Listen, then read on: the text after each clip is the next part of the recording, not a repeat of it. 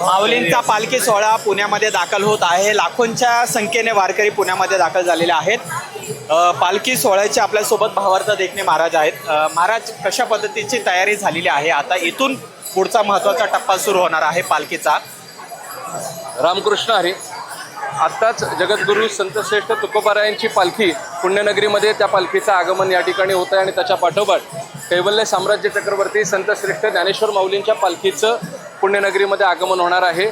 साहित्य उद्यम कला संस्कृती इथे न काही उणे, उभ्या भारता भूषण व्हावे असा आमुचे पुणे, या दृष्टिकोनातून खऱ्या अर्थाने विद्येचं माहेरघर, साहित्याचं माहेरघर असणारं पुण्यनगरी आणि त्या पुण्यनगरीमध्ये भाविक भक्त अतिशय प्रेमाने दोन्ही पालख्यांचं स्वागत या ठिकाणी करतात। पुणे ही बाजारपेठ आहे, त्यामुळे गावोगावच्या ज्या काही दिंड्या येतात ते पुण्यनगरीमध्ये स्थिरावलेले असतात 2 दिवस आणि पुण्यनगरीमध्ये त्यांची संपूर्ण जी काही खरेदी असते ती या ठिकाणी संपन्न होत असते। त्या दृष्टिकोनातून व्यापारपेठ म्हणून सुद्धा पुण्यनगरीला एक वेगळं महत्त्व आहे आणि पुण्यातल्या प्रत्येक मंडळं, प्रत्येक सामाजिक संस्था काही ना काहीतरी वारकऱ्यांना देण्यासाठी या ठिकाणी आतुर असतात। वेगवेगळ्या सेवा या ठिकाणी पुरवत असतात। कोणी रेनकोट वाटतं, कोणी छत्र्या वाटतं, कोणी अगदी मालिश पण करून देत असतं। त्यामुळे वारकऱ्यांना या ठिकाणी खूप आनंद आणि समाधान वाटतं। यंदाच्या पालखी सोहळ्यामध्ये एकूण किती साधारण वारकरी आलेत असा अंदाज आहे? एकूण दिंड्या किती सहभागी झाल्या? 350 ते 400 दिंड्या या ठिकाणी माऊलींच्या वारी सोहळ्यामध्ये आता आहेत आणि पावसाचं सावट होतं, त्या दृष्टिकोनातून आज एक कृपाई झालेली आहे की पाऊस पण या ठिकाणी नाही आता। त्यामुळे पाऊस नसल्यामुळे आता इथून पुढे थोडीशी गर्दी वाढायला लागेल, पण साधारणपणे 2 ते 2.5 लाख आळंदी ते पुणे आत्ता चालत आलेले आहेत, असा एक आमचा प्राथमिक अंदाज आहे। यावर्षी आपण पाहिलं जिथं पालखीचा मुक्काम होता तिथे बरीच गैरसोय आहे ती वारकऱ्यांची झालेली होती, तर यंदा तिथं काय नियोजन करण्यात आलेलं आहे?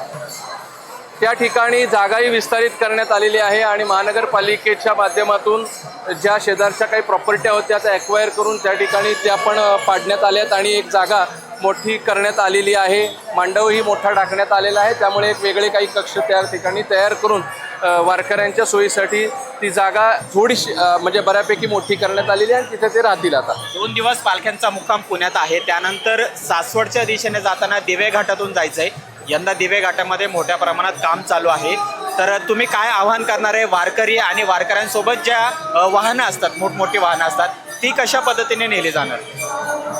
3-4 दिवस सातत्याने मुसळधार पाऊस झाला होता, हे प्रत्येकाने अनुभवलेलं आहे।